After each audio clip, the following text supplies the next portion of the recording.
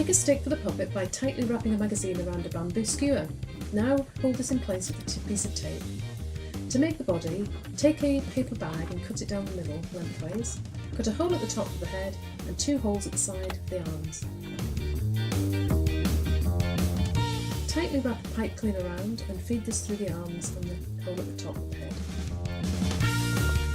To make a head, cut a circle of card and draw on a face. Stick this on with a double-sided sticky tape.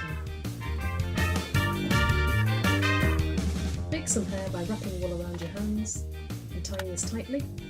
Again, stick this on with a double-sided tab.